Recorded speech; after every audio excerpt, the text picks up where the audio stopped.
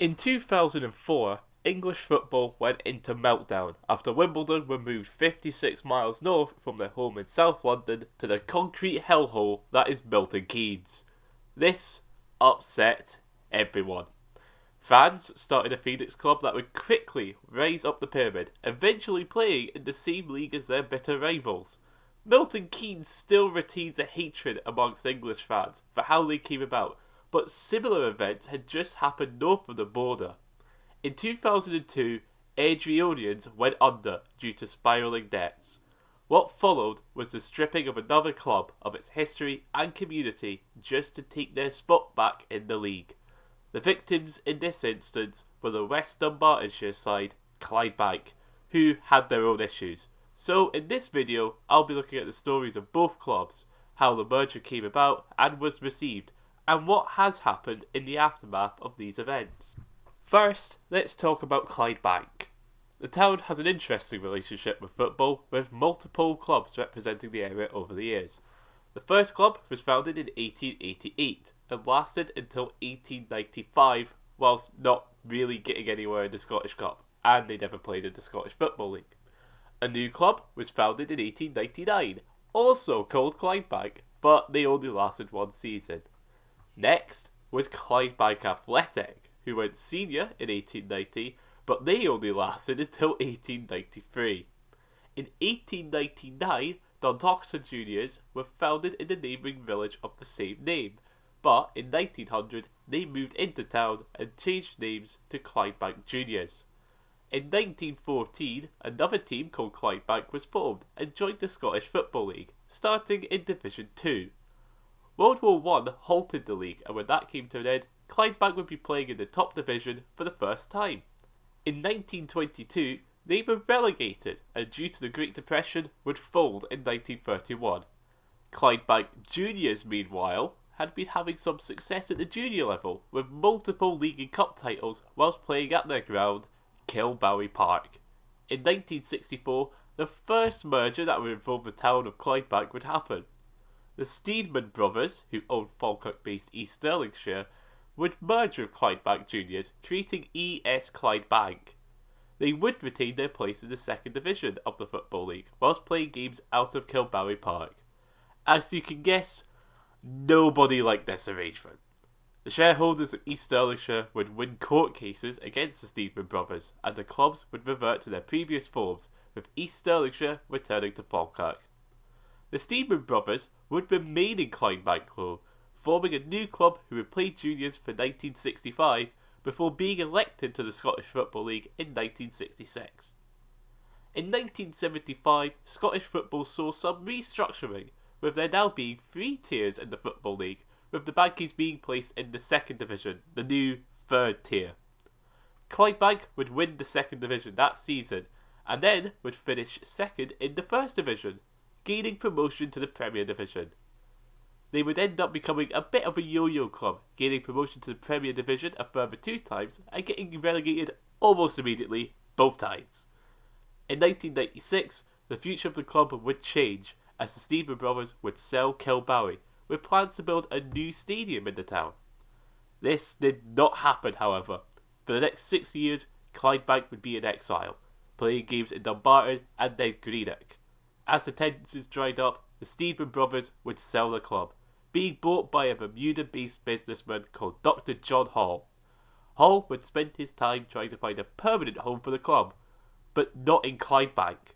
A plan to relocate to Dublin, not the hamlet near Alness, Dublin, Ireland, was unanimously rejected by fans, and the footballing authorities, and further locations such as Galashiels and Carlisle would also fail. The club would soon find itself new owners, and a new location, and this is where we head over to North Lanarkshire to have a look at Airdrieonians. Airdrieonians were founded in 1878 and had been a moderately successful side, being a perennial yo-yo club between the divisions. In the 1920s, they finished runners-up for 4 consecutive seasons, but they did win the 1924 Scottish Cup. The 1990s saw a second golden era for the Diamonds, with promotion to the Premier Division and constantly being one of the top sides in the First Division. In 1992, they made it to the Scottish Cup final, where they would end up being defeated by Rangers. As Rangers had already won the league, Airdrie would enter the Cup Winners' Cup, but would ultimately be defeated at the first hurdle by Czech side Sparta Prague. 1995 saw a return to the cup final, but this time they were defeated by Celtic. But they did win the Challenge Cup that season, defeating Dundee after extra time. The downfall of Airdrie would be around the corner, however. In 1994, Airdrie's historic stadium of Broomfield was sold to supermarket chain Safeway, which saw the club forced to play at Broadwood in Cumbernauld, sharing with Clyde until their new ground, the Excelsior, was built.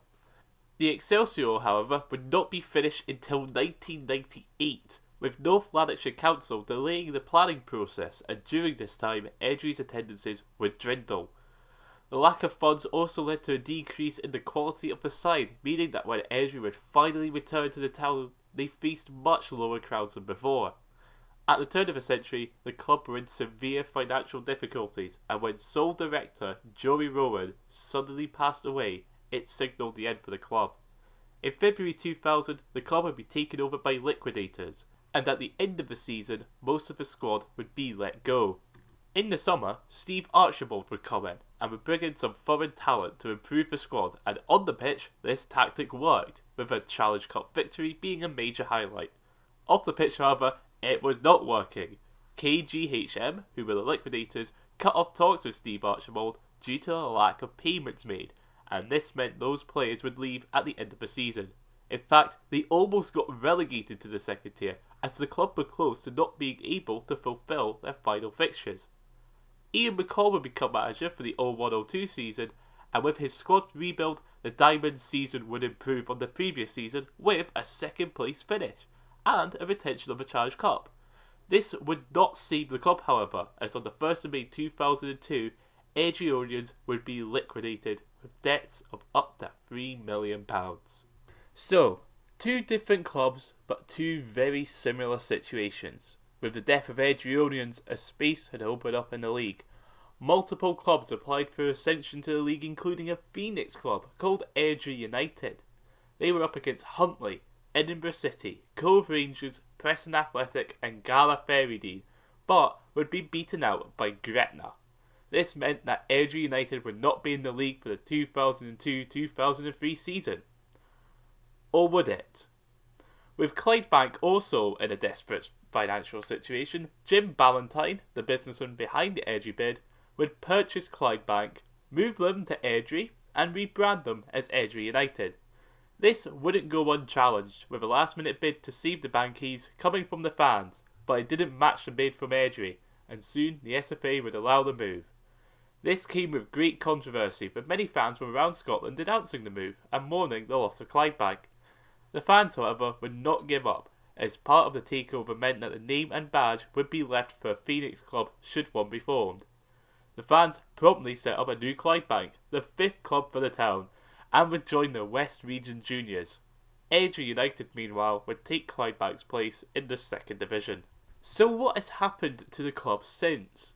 The new Clydebank are still in the regional leagues, but with the integration of the juniors into a greater senior pyramid, there is at least a feasible route for them to re-enter the league in the coming seasons, even if there are problems with the system itself. The club are currently fighting for the title of the Western Scotland Premier Division. Winning that would lead to a playoff for a place in the Lowland League, the division below League 2, and in the 2022-23 season, they made it to the 4th round of the Scottish Cup, with wins against league sides Elgin and Clyde on the way. They currently play their games at Home Park, which is on the border between Clydebank and Yoker, who have their own team who play at the ground in Yoker Athletic. Airdrie, meanwhile, have returned to being a yo-yo club, with spells in League 2, League 1 and the Championship. Whilst they haven't reached the top flight, they are currently in a fight for the promotion playoffs to the Premiership, but will face strong opposition with Partick Thistle and one of Raith Rovers or Dundee United at the top of the table as well. In 2013, the SFA gave Airdrie United the right to change their name back to Airdrieonians, which the club duly did, although when I had a recent visit to the Excelsior, the bins were still showing Airdrie United branding. Should probably get that updated, lads. That's it for this video. If you do have any memories of Kilbarry or Broomfield, then of course comment down below. Do you think the SFA should have allowed this merger? Of course, as always, like, comment, subscribe, share the videos around, and I'll see you in the next one. Bye.